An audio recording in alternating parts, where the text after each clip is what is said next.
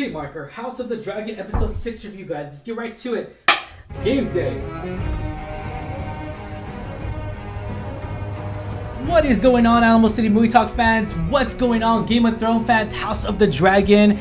Hope y'all having a wonderful day, guys. Game day, game day. As always, I'm your host, Ryan, DHL Ryan 680. I'm Angela Dakaliange. Episode 6, guys. Whoa. We got a lot going on here. We got a lot. There's a time jump here. And if you didn't get the little hints, we're going to go talk about this. Is spoilers review, guys. Just to give you a heads up. Obviously, spoilers review.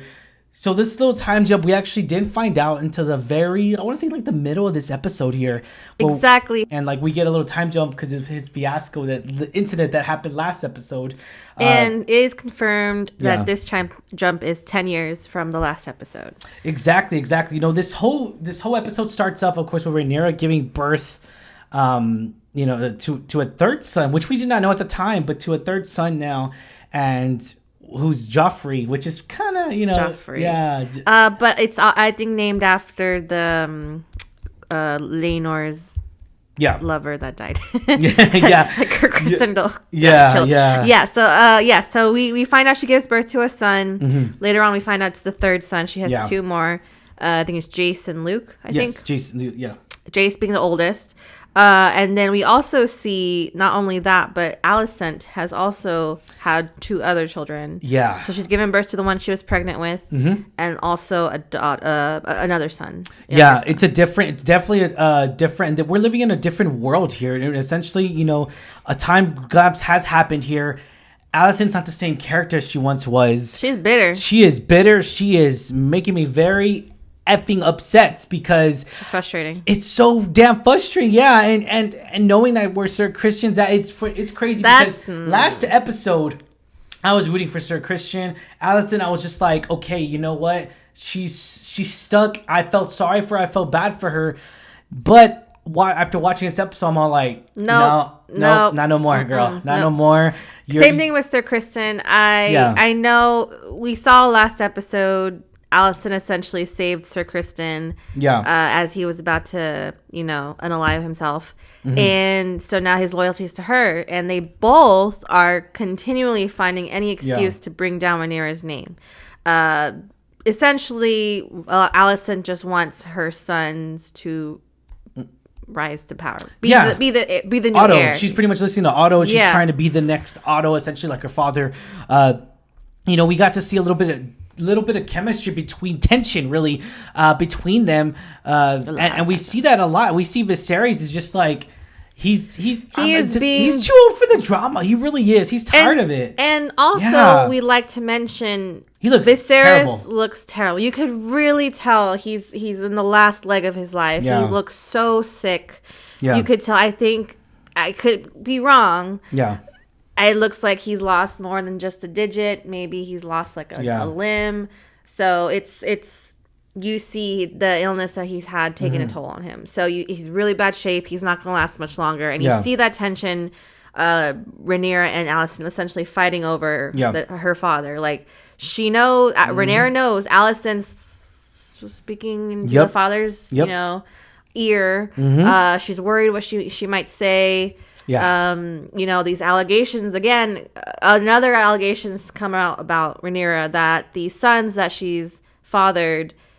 A lot of rumors. It's a big rumor. Plain looking. Plain looking. Yeah, they're not. They're not Laenor's kids. Yeah, they're not Laenor's kids. I feel, in a way, I kind of feel sorry for Laenor, but at the same time, though, I'm just like.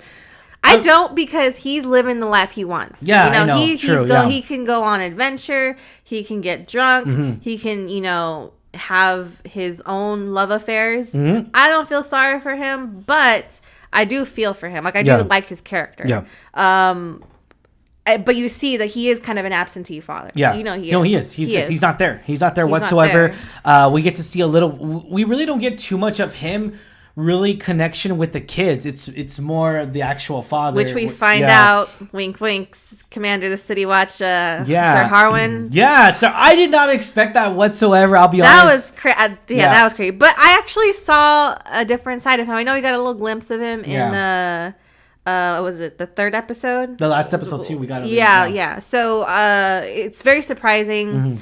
it's like unofficially confirmed that he's the father, right?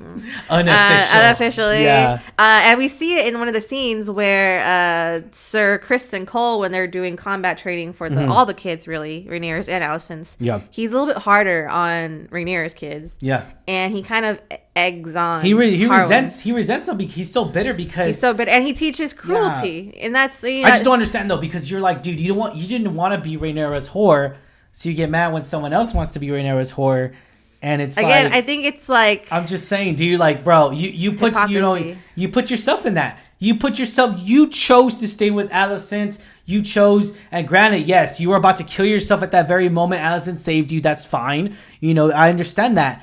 But you can't be mad.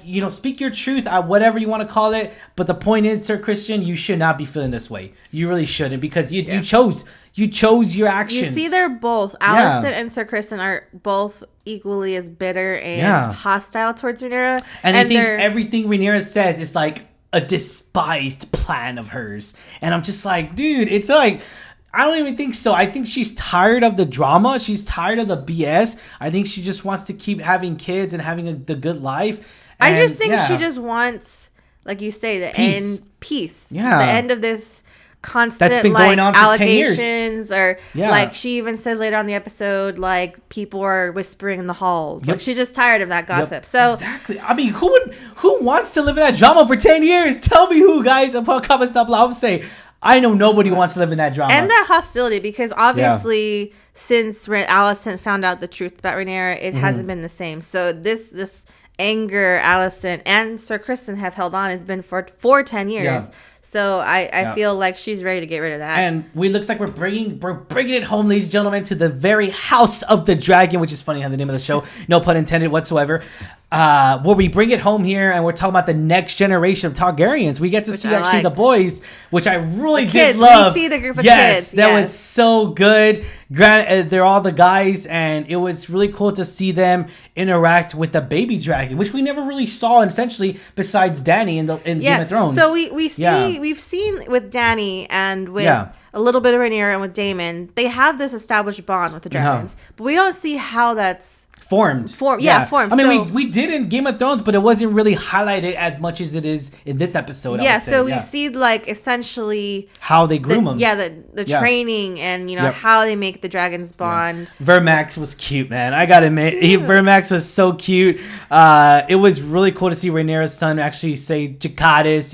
That was, again, every time a Targaryen says that, it just gives me chills. I just love that. I love that whole saying. I love that whole feeling, because something's about to go down. And we also find out in that same scene that not all the kids have dragons. Yes. That we do hear one of Alicent's sons. Yes. Unfortunately doesn't have one. Yeah. And we also see essentially in some scenes some like beef between the kids, Yeah. Like the oldest, I'll be Aegon, honest. They're cousins. Yeah, they're cousins. But like you see Aegon even says later on, like, oh, my younger brother's a dweeb, essentially. Like, he's a dweeb. Yeah. And then so, like, Aegon and Jace kind of, like, pick on him. They get a pig with the bunch of wings. Yeah, and say, this is your dragon. But they're, like, kids, Dude, it's kid stuff. I mean, I'll be honest. I grew up with cousins. We did way worse than what they did. Physical harm to each other, beat up each other, wrestling. And granted, it's like, they're just boys. Let them be boys. But we also see Alice later on in that episode basically tell Aegon, like, the oldest of stick to our own family. Stick to our own family. And you're going to have to be heir one day, because otherwise Rhaenyra's going to kill you. She essentially says that. Like, in a weird way. And he's all like, even in her own weird way, Alicent, she's explaining to her son, is that, like, the Iron Throne's not going to be yours. And he's all like, so? Yeah, it's funny how he doesn't have that ambition for it, but she's still pushing it on him, and then she's like, honest, she's gonna kill you because you're their competition. He knows he's royalty. To be honest, I think he just wants to live that royalty life. That's it. He doesn't want any ambition for the throne because he thinks it's just too much stress. Probably he's just like, whatever, I don't care. Well, that's when he's a child. Yeah. I mean, you don't.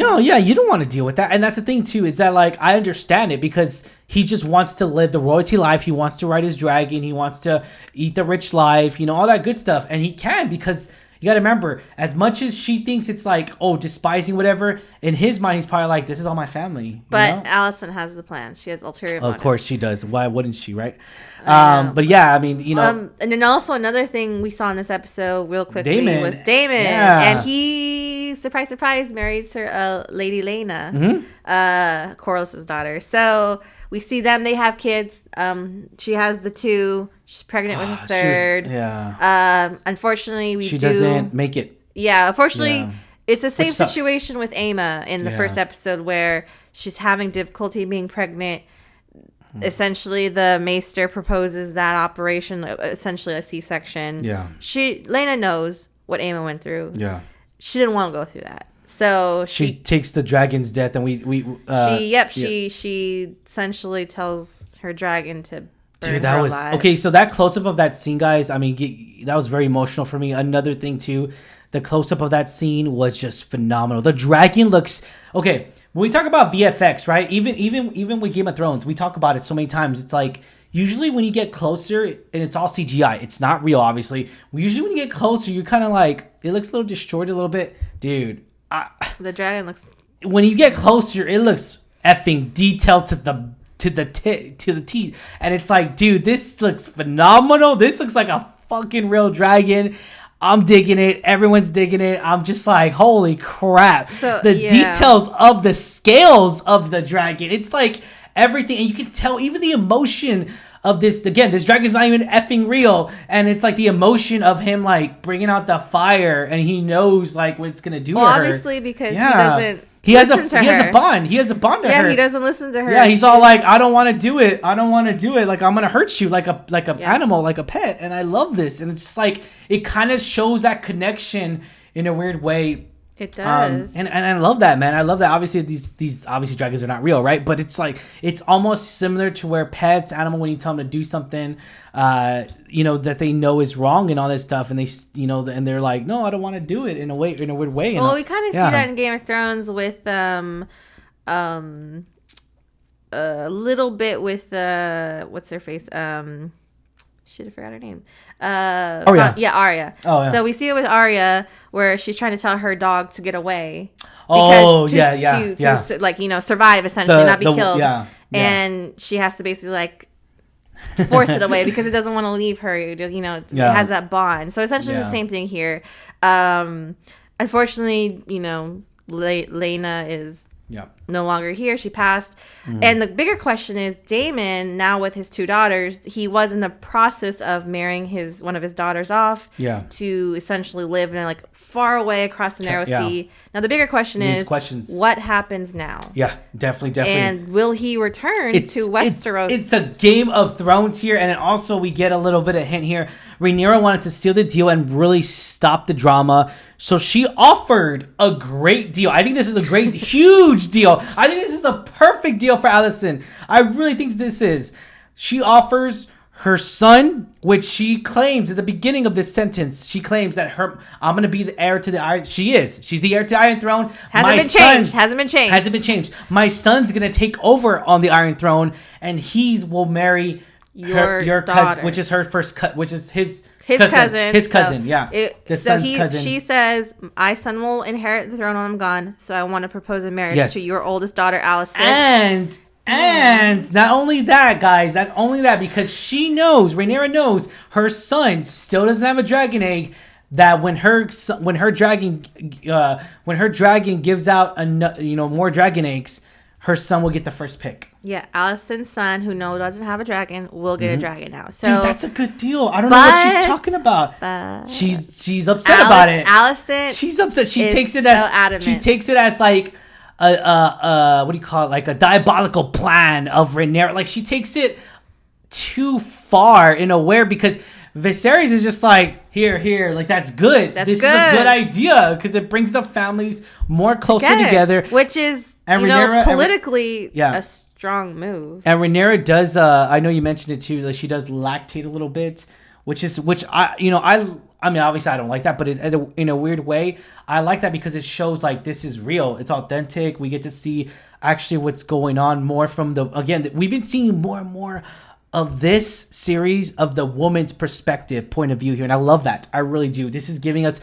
that's why I kind of feel like everyone's loving the House of Dragons, because from the Game of Thrones we saw it from a man's perspective in a weird way. Even though we got Dany, we got mainly men perspective. We got all the men coming. Not to say it's a bad thing. It's just that's what jump started it. But it really does, because I mean, not just like the mishap at the council with like what a lot of the childbirth. The childbirth, but also you got to see this whole episode is about the gossip, the accusations against Rhaenyra. And obviously Rhaenyra isn't the only one committing these affairs outside her marriage, but no one's talking about it. Yep. No one cares. Yep. No one cares what Laenor does.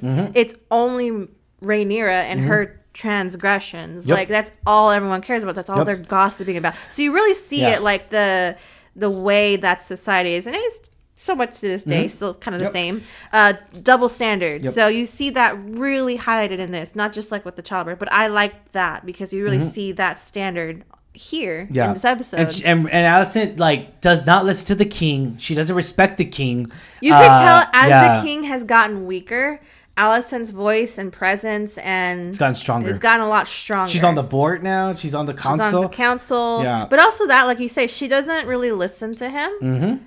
Got that right. He is her king. Right. So she feels that she's getting weaker. She feels more emboldened to speak her mind, kind of defy a little bit in the way. And he lets her get away with it because it's his wife. Yeah. And then we also get a sad death here, guys, which is very, again, as much as Alicent accuses Rhaenyra of being diabolical, the way this outcome is going to come out, when the next episode comes out, it's definitely going to be Rhaenyra's going to think, oh man, Alicent, she did a diabolical plan. Alicent makes like a comment. Well, she makes like a deal with the devil almost. Yeah. She's not completely innocent. So like she mentions to the Hand's other son, I think Larys, he's become close to her over the years, apparently. She mentions to him offhand that she wishes her father was there, the Hand of the King, because, at least he would listen to her, you know, like stuff like that. So he takes it, runs with it, does something pretty awful, sets up the murder of kills the Hand and the son, who happens to be the father of Rhaenyra's children. They die horribly in a fire accident. But I'm pretty sure Rhaenyra's not going to think that it's an accident. No. It's definitely a plan. And even Alicent at the very end of this episode, she's like, what did you do? Like, what? All shocked and everything. So, in the very, upcoming next episode, you see really comes to head that tension between Alicent and Rhaenyra. And you really see it's gonna get ugly. Yeah, definitely. This is definitely gonna come out, and it's all. Rhaenyra's gonna get she's gonna be very emotional, very upset. It's definitely gonna bring way more tension than good. It really is. I think so, and it's just really gonna be a cluster F. It really is. I just feel like it's gonna bring so much drama. There's gonna be a lot more fight scenes in here, which I hope to see. Daemon, I believe, in the same sequence as Rhaenyra, so he comes back to them. Well, essentially, this episode, if you really pay attention, ladies and gentlemen, House of Dragon fans, you really get a sense to where Daemon and Rhaenyra lost their significant other. Essentially, they lost people they could trust. They lost. So now, where's that? That's made him. It felt like in a weird way, especially for Daemon, that with his relationship, it kind of kept him in like not going insane. Kept him sane. Kept him like good, calm. Okay, I'm gonna grow old. I'm relaxed. But now that she's gone, now that Rhaenyra's mistress is gone, it's essentially it's like damn, like now it's gonna get now. But it's not just handcuffs are off. Just like the gloves are off. Yeah, it's not just mistresses and people they've had affairs with. It's people they can actually trust because they don't really have a lot of people in their corner. Yeah, Daemon didn't have a lot of people. He had his wife and he had his kids. Now he's lost his wife. Same thing with Rhaenyra. Besides Laenor, no one and her father, who may not last very long, she really doesn't have a lot of people in her corner. A lot of people are talking bad about her. So I really want to see how that develops further now that they're gone. Harwin was there protecting her. Yep. and watching over the kids because, Laenor wasn't, there at all. So now that he's gone, I want to see how she takes the news. I really want to see how this develops in the future. I want everyone to see also what makes Alicent kind of reach that tipping point. She reaches it, obviously. Yeah. Where she, wields, I'm pretty sure that's her, wielding the knife to Rhaenyra. I want to know how that happens. What gets her to that snapping point. Yeah. And I really want to see what's the next step for the kids. Yeah. You see already a little bit of cousinly beef or whatever. And I really want to see what the next step's going to happen. Yeah. When that, because it will happen. Yeah. The challenge to Rhaenyra's claim will happen with the kids. And I want to see how. Okay. That's going to come in the future. I hope. It's going to be intense. But questions for you guys. What did you think of this episode, guys? Put in comments down below. What did you think of this? Thanks for talking House of Dragon with us. What did you rate this episode, Angela?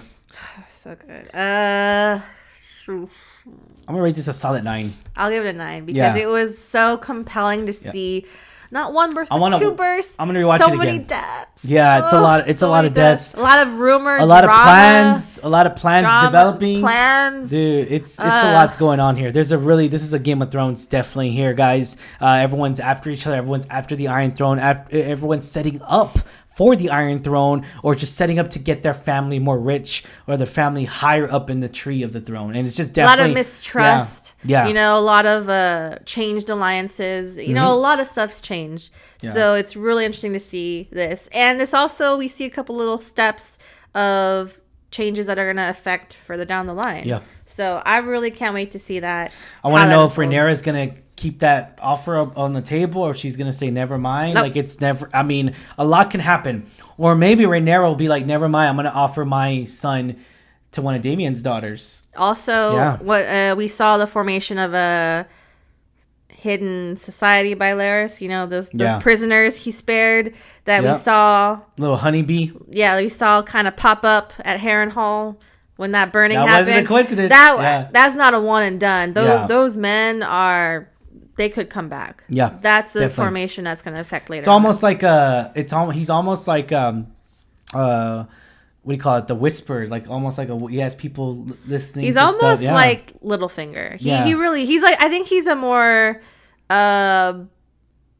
bold Littlefinger, because Littlefinger did make more subtle moves. Yeah, he was outright bold of I'm going to have them killed. Yeah, definitely. But yeah, question is for you guys. What did you think of this episode? Thank you so much for making us a part of your day. As always, I'm your host, Ryan D. Ryan680. I'm Angela Ange. And this is Alamo City Movie Talk, guys. Once again, do not forget to hit that subscribe button. Give us a thumbs up on our review, guys. And be sure to hit that subscribe button to get notified on our movie reviews, reaction videos, and all that good stuff that we have going on. Thank you so much for making us a part of your day. As always, I'm your host, Ryan D. Ryan680. I'm Angela Ange. And this is Alamo City Movie Talk. Stay safe, San Antonio. Catch y'all later.